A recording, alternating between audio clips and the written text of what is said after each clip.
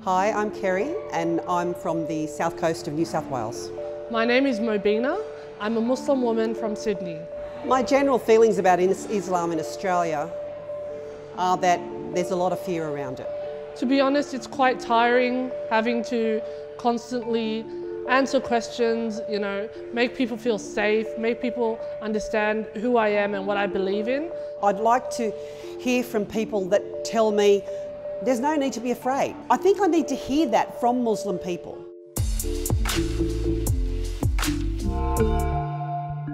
What are your biggest fears about Islam? I guess the fears are around the fact that terrorism kills people, Yeah. basically. It kills innocent people. We're all on tenterhooks because we're waiting for that moment to happen when that sort of devastation and carnage is going to happen in our country. And we know that it's going to come from someone who is of Muslim descent. So this idea of you saying, I know the next terrorist is going to be a Muslim, that for me just doesn't make sense. Because there's a huge narrative that terrorism is only comes from Islam and Muslims. No, I don't think that at all. You don't think that? Someone that's a terrorist is somebody who is either religiously or politically motivated. If you're just a deranged maniac and you're just running around... Who decides what's a deranged maniac? What we find in America is whenever a young kid shoots up a whole bunch of people, they call him he's mentally ill. But whenever it's a Muslim person who does anything or anything like that, they're immediately a terrorist. And it's a double standard. When Muslims do those things that they're doing, most of the time it isn't because of Islam. I think they have a warped view of Islam. If I wasn't Muslim and I was viewing the news, I'd be scared too. In context, it's overblown. How do you feel when you hear there's been another Islamic terrorist attack? Every time something happens, I'm on edge when I'm out. Is that person just looking at me because he's having a bad day, or is it because what's just happened in the media? Women get afraid to go out, or to go to the shops because they're going to get abused. Immediately, we've got press releases saying we condemn this.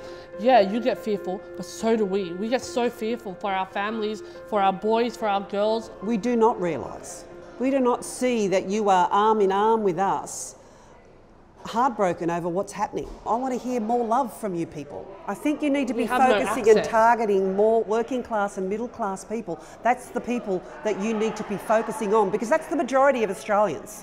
But see, I've got a job, I do volunteer work, I've got a family, so I've got to do that as well as fight and say, Muslims are good, don't panic. I just want to live my life, you know what I mean? I understand. We're trying so hard to get the message out there. And what's the message? Islam has been hijacked, by terrorists, by people who are terrible. And I think that anyone who questions that, I would be upset over if someone's dying. Of course I would be. I'm a human being. And that's why it's so important for your mainstream everyday Anglo-Australians to talk to a Muslim, go to your local mosque. Do you know how hard it is for an Anglo-Saxon female woman to walk into a local mosque? Have you tried it? But have you tried it? No, I haven't. The National Mosque Open Day, maybe you don't know about it, but it's very successful. Why don't I know about it? You need to talk about that. I don't know why you don't know about it. But that's important. We put it out there. But isn't that important for you? I can't make sure every household knows everything about National Mosque Open Day. But how exhausting is that? Maybe you're ignorant of something, and you just don't know about it, and the responsibility is on you to research. There's that word. Yeah, that you don't like. That all Australians don't like. Ignorant? Yes.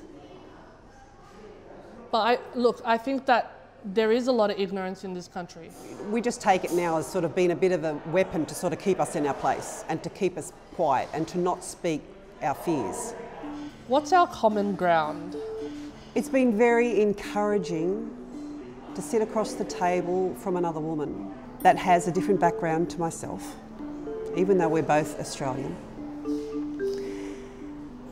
and see that there is genuine concern and genuine love and genuineness about wanting to see these issues resolved. And that's why it's so important for people just to talk to one another. All we've had is a conversation. But hearing your voice tonight has meant a lot to me.